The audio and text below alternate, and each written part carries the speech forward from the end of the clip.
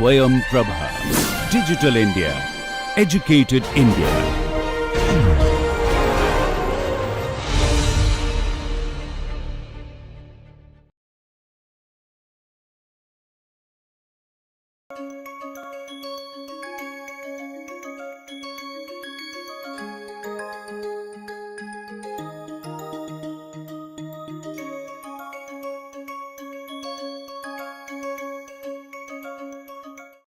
So let's look at the comparison with the linear system case. Alright. So remember, we had a single input system that we are working with and a single output system, single input and single output. So let's look at a linear single input single output system. So can be represented by a transfer function, right? And it has a standard canonical state space realization also. All of you are aware of this, I hope. Yeah. From this transfer function I can get to this state space realization, right? So basically these two are equivalent. So this is the A matrix, this is the B matrix, this is the C matrix. B is the control matrix, A is the drift, and C is the output. Okay. From this transfer function, this is what will be your minimal realization, standard. Okay. Why did I move to the ABCs? Because of course I want to work in state space, right, not in frequency domain. So with this setup, you can see that the entire system is linear, so there is no partial linearization and all going on here. We are just trying to see what happens. So if you look at Z1, Z1 is y equal to this entire thing, right? So I expanded it, right? It's x1, x2 all the way to xn minus r plus 1. Yeah. So I'm just, how do you get the output? Output is just this multiplied by x, the states, right? So that's how I get the output. Okay. Z2 is obviously y1 dot, just how it's been defined, right? So sorry, z1 dot, if you want to write, sorry, z2 is z1 dot because it's y dot, and you can expand it, but it's not relevant. Basically you have all the way going from z1 to z2, wait a second, yeah, so z1 dot is z2, z2 dot is z3, zr minus 1 dot is zr. So that's the first, whatever, the first r minus 1 columns covered. Okay, that is this guy. I see. So this is only using n minus r, and this is of course n dimensional. Okay, yeah, that's fine. It's just how the transfer function is. No, it's very deliberately done. The numerator is deliberately has power only to n minus r, just so that you have zeros in the end. It's not making use of all the states. Okay, but this is obvious just because of this dynamics. If you write this as x dot is ax plus bu, if I write it like this, or actually in this case the way it's been written is not x dot, but it's written as z dot is az plus bu. We are using z, not x. So if you just write this out, z dot is az plus bu, you will get this, right? Z1 dot is z2, you will get this part, right? It's pretty obvious, right? The only thing left is the last one. Okay, actually not the last one, not even the last one, I apologize, not even the last one. I'm just trying to see what's happening. So z1 dot is z2 and zr minus 1 dot is zr, that's obvious. And what are we doing? We are writing zr as this guy. I see. What's the need to do this? Why am I doing this? Alright. Sorry, I'm going to move forward.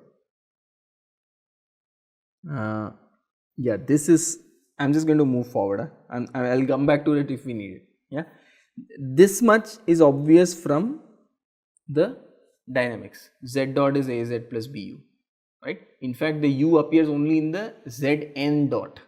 Yeah, we are only going from 1 to r minus 1 here.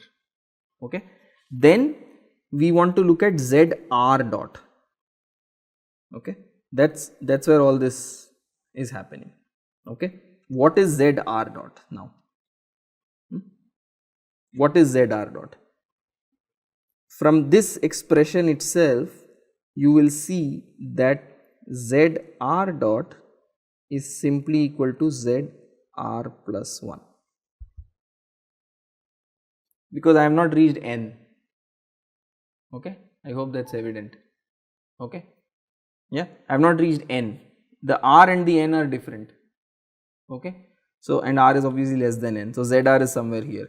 So just by this dynamics itself, yeah, ZR minus 1 dot is ZR, similarly ZR dot is ZR plus 1.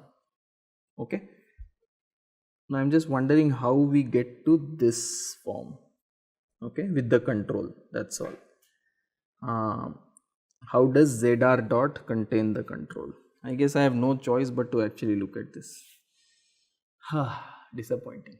Alright, we have to look at it this way, there is no choice. Okay, if you look at Z1, it is Y, which is exactly this guy, which is expanded here. Okay, Z2 is Z1 dot, I am actually taking the derivatives here. So x1 dot gives me x2, x2 dot gives me x3, xn minus r dot gives me xn minus r plus 1, and xn minus r plus 1 gives me xn minus r plus 2. Okay, I have no choice but to do this. Yeah, and you keep doing this onwards and onwards. If you ZR is actually equal to ZR minus 1 dot, right, which gives me what?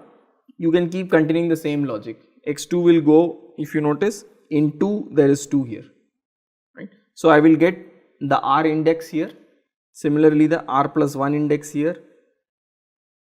Yeah, so you just add basically R to it. So you will get n minus R plus 1 will give change to n minus R, sorry, n minus 1, and this will become n. Okay, is that clear? Basically I am not doing this, nothing, no magic here. Yeah, it's very yeah, let's not use that, forget that. I mean it is, but it's useless. I mean because ZR plus 1 is coming from ZR. So see how ZR plus 1 is not actually, this is not true, this is not true. I should erase this actually. This is not what we do. We don't define ZR plus 1 as ZR dot. Yeah, that's not correct. Okay, so because we define new coordinates, the phi coordinates. Yeah, these are only the linear coordinates. As of now we are only looking at the linear coordinates. So how we are getting to the dynamics of the linear coordinates is simply by taking consecutive derivatives of y, just like we have been doing. Okay, and if you keep taking the consecutive derivatives of y, this is what you will get. Yeah, you go to b0 x2, b1 x3 and so on, and then if you keep moving forward and all the way to ZR, which is ZR minus 1 dot, you will just match the indices here. 2 becomes 2, 3 becomes R plus 1, and so on and so forth. Yeah, basically all you are doing is you are basically just moving from the 2th index to the rth index. That's it. You can see the pattern here, it's nothing complicated. And then the only important thing to remember here is this brings in xn. That's it. See, these last terms did not mean anything earlier, but now you have an xn. Why? Because xn dot contains the control. This is what is important. Okay, so when I take ZR dot, which is the derivative of this guy, these things won't do anything. This will give me R plus 1, R plus 2, n, but xn dot will bring in the control as it should. Why? Because it's a relative degree R system. Yeah, okay. Or if it was not evident to you earlier, just by the fact that you go only till n minus r here in the numerator makes it a relative degree R system, okay, for the linear case. So this is actually a relative degree R system. Even if it was not evident to you earlier, by taking these derivatives it becomes evident to you, right, because the control appears only in the rth derivative. So obviously it has to be a relative degree R system. Yeah, so that's it. I have a relative degree R system. This is my linear dynamics. Z1 dot is Z2, Z2 dot is Z3 all the way, and then ZR dot contains the control. Okay, that's what is written here. That's it. Some R and S matrices, we need not concern ourselves with it, but there is the control here. Now How do we choose the rest of the coordinates? Well, the way it's been chosen here in these notes is just taken to be the first n minus r states, right? Because I already had z1 to zr, so now I need n minus r more states. So I am just taking them as the first n minus r states.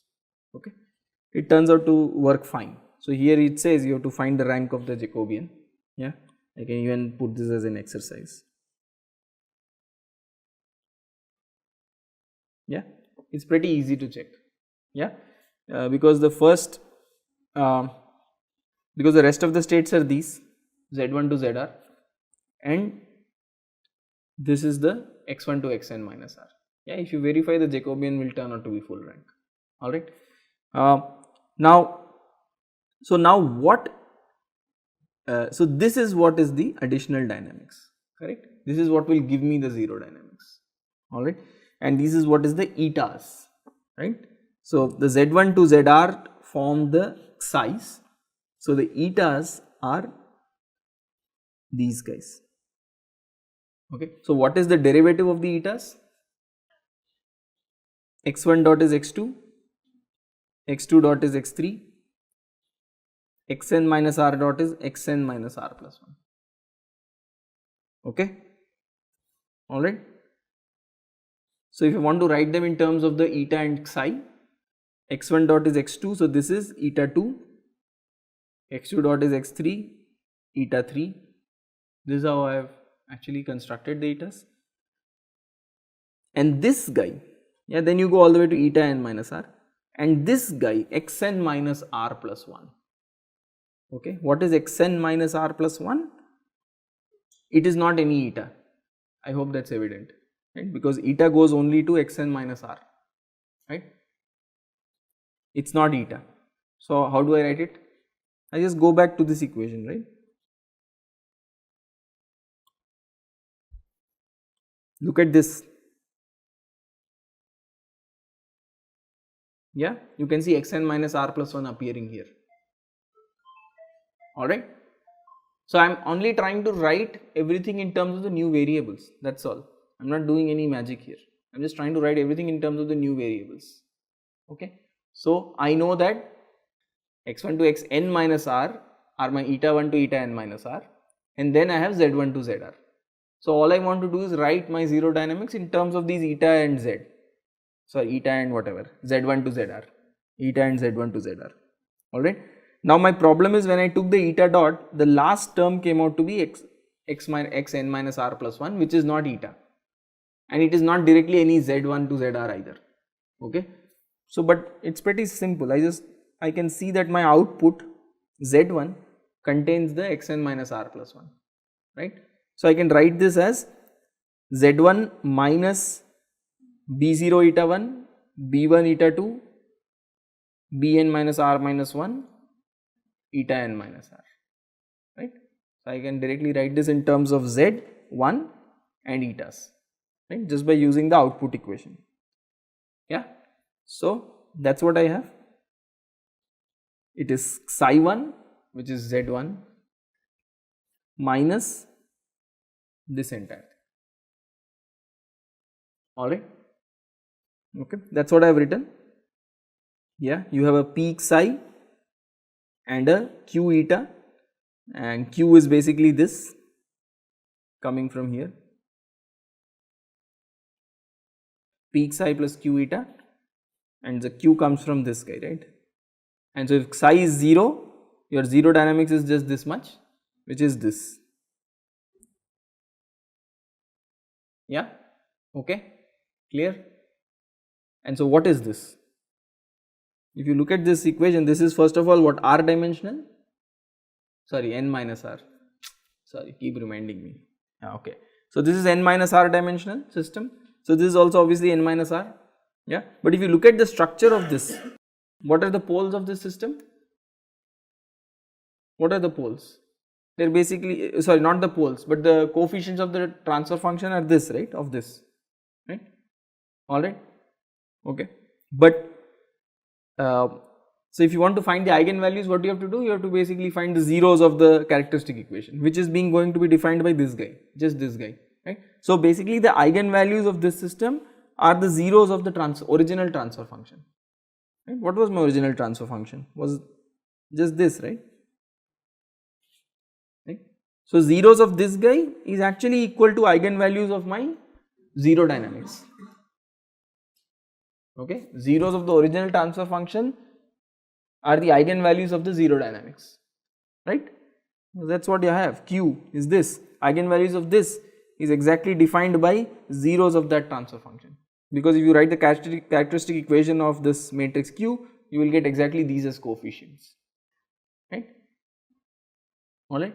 So, what do you have? The zero dynamics, the name has a very clear connotation, okay, it is coming from the linear system context, yeah, that it is the zeros of this transfer function is what is giving you the zero dynamics, okay. So, pretty interesting actually, right. So, depending on how this guy looks, if you are looking at a linear system, depending on how this guy looks to you, you know that what is the, first of all you will know what is the relative degree of the system, right. In this case, what was the relative degree of the system?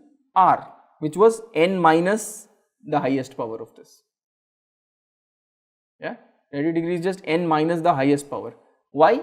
Because I will keep taking successive derivatives, right, that is what I did, and I will get to the nth power after r minus 1 steps, and then if I take one more I get the control, right.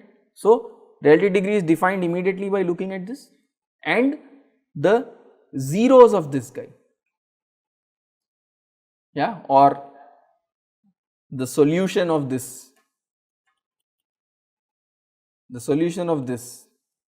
gives you the eigenvalues of the zero dynamics, yeah.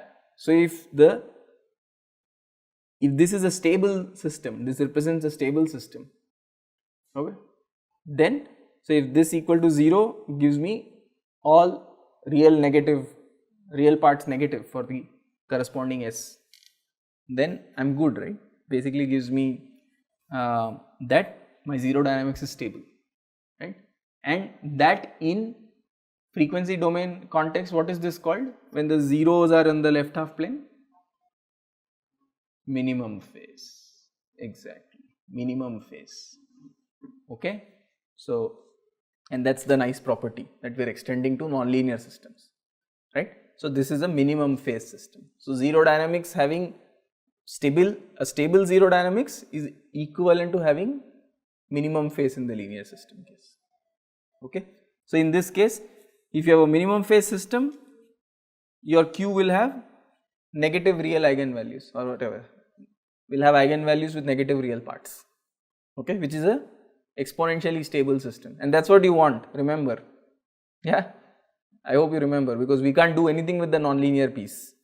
So, if you have negative real eigenvalues with negative real parts, for that, amazing, right. So, it is going to 0 exponentially fast, right. In this linear system context also, I cannot have played with the eta dynamics, done anything to the eta dynamics, right, but because it turned out that this has good structure, yeah, I can now only work with the Z dynamics, yeah, alright, okay, okay, great. So, we do not have to talk about this, right. So, that is the idea, okay. In order to get asymptotic stability for the entire nonlinear system which has been partially linearized, alright, you need the nonlinear part, the zero dynamics to have nice features, which is stability. The zero dynamics should be stable, alright, that is really the idea, and that is what we are sort of trying to state here, alright. And what does it say?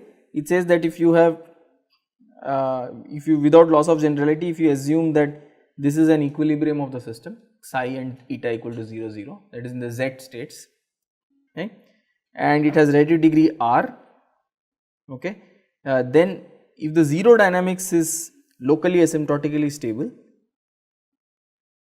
okay, suppose that the equilibrium eta equal to 0 of the zero dynamics is locally asymptotically stable, or you also say, use these words, the system is minimum phase, yeah, and the feedback linearized subsystem is also asymptotically stable, right. So what are we saying? The linear part is asymptotically stable or stabilized by the control that you have, okay, and on top of that the non-linear part, that is the zero dynamics of the non-linear part, is also asymptotically stable, then the combination is asymptotically stable, okay. This is basically the cascade idea, because your system looks like this. You have a linear part, yeah, just by virtue of your control you have a linear part, yeah, and you assume that this is exponentially stable, in fact this is exponentially stable, right, and then you have a non-linear part, right, you have a non-linear part which I know is locally asymptotically stable when the linear part is 0. This is the zero dynamics, right, zero dynamics is this guy, and I am saying that this is locally asymptotically stable. So the combination is in fact asymptotically stable, that is the claim, okay. Any questions?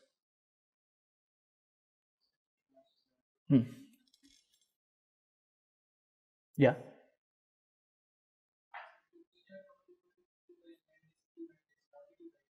How the Q? How to write the Q? Okay, that's fine. That's fine. So we are writing this equation, by the way, not this. We are actually writing this equation. I hope you got that eta is this x1, x2 all the way to xn minus r. Now all I am trying to do is, because this is the eta dynamics, right? So I am just trying to write eta dot from here. So eta dot is x1 dot is x2. So eta 1 dot is eta 2 and so on. So x1 dot is x2, x2 dot is x3, that is what I have written. x1 dot is x2, x2 dot is x3, xn minus r dot is xn minus r plus 1, alright. Then x2 is actually eta 2, x3 is eta 3 and so on and so forth. Then I will get eta n minus r.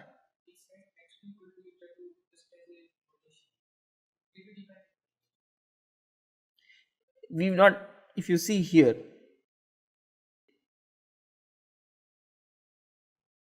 we have defined it. Yeah, and that r plus 1 to zn is defined as this guy. See, eta and psi are just the split of the z vector, that is all. I mean, I know I am introducing not of new notation, but the way we have been working is we move from the x variables, right, from the x variables we move to the z variables, and all I am doing is splitting this z into psi and eta, because this is the linear, yeah, I want a linear piece, and then this is the non-linear piece, that is all. That is what I am repeating here also, yeah. So psi is basically the first few vectors of z, which was the linear part already done, and then this is the non-linear part, which I am defining. These coordinates I have to define, these are the phi's, phi i's, these I have to define, these I am defining as these vectors, these variables from the original state, yeah, these I have to, right. So now eta 2 is, x2 is eta 2, x3 is eta 3, yeah, then I go all the way to eta n minus r, but then xn minus r plus 1 is not in eta, yeah. So to write xn minus r plus 1, I go back to my output equation, right. Here I have, from this guy I can write xn minus r plus 1 as z1 minus b0 x1 minus b1 x2 all the way to minus bn minus 1 xn minus r, and I know that this is eta 1, this is eta 2, this is eta n minus r, right, and this is z1. So if you look at this, z1 is basically coming from the linear part, from the psi, so I have a psi term, and then zr plus 1 to zn is coming in the eta term. This I have just written as this guy, right, q eta, that is the q, because I do not care about this because I am going to make this 0. So I just write the q from here, actually here, yeah, I skip the psi part, that is all, that is how I get the q. This is just 0, if you look at this 0 1 0 0 1 all the way to, there will be a 0 0 all the way, there will be a 1 in the end, and then I will get this guy, yeah, alright.